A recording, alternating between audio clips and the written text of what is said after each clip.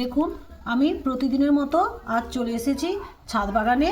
আজ আমি শীতকালীন রঙ্গন গাছের পরিচর্যা করব। দেখুন, রঙ্গন গাছটা আমার এই পিঙ্ক কালারের। এটা রথের মেলা থেকে আমি এনেছি এই গাছটা। আর দেখুন কী হারে কুড়ি এসেছে গাছগুলোতে, প্রচুর। আর গাছটা কীরকম আমার ঝোপালো হয়েছে দেখুন। এই ঝোপালো করার জন্য গাছটাতে আমি কি খাবার দিয়েছি বা কি খাবার দেব তোমাদের সাথে আমি শেয়ার করব। তো গাছটা যখন আমি লাগিয়েছিলাম তখন আমি মাটিটা তৈরি করে নিয়েছিলাম।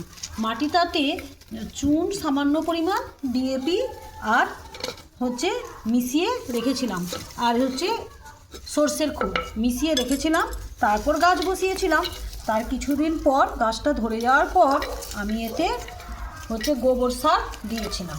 তো আজকে মাটিটা আলগা করে দিলাম, দিয়ে আমি এতে খাবার দেবো। কি খাবার দেবো তোমাদের সাথে শেয়ার করছি। দেখুন, সর্ষের খোল পচিয়ে রেখেছি, এতে আমি ইউরিয়া দিয়েছি, পটাশ দেওয়া আছে, আর খোল আর ডিএপি দেওয়া আছে। এটা আমি পাতলা করে গাছের গোড়ায় দেব। দেখুন আমি কতটা সামান্য পরিমাণ নিলাম, নিয়ে এটাকে আমি পাতলা করে দেব। দেখুন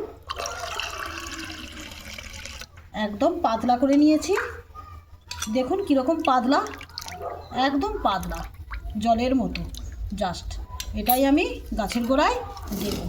দিলে গাছটা আরও সুন্দর হয়ে উঠবে, সবুজ হয়ে উঠবে, আর গাছের ফুলগুলো খুব সুন্দর হবে। আবার এক ফুল ফুটবে, আবার এক নতুন করে কুড়ি আসবে।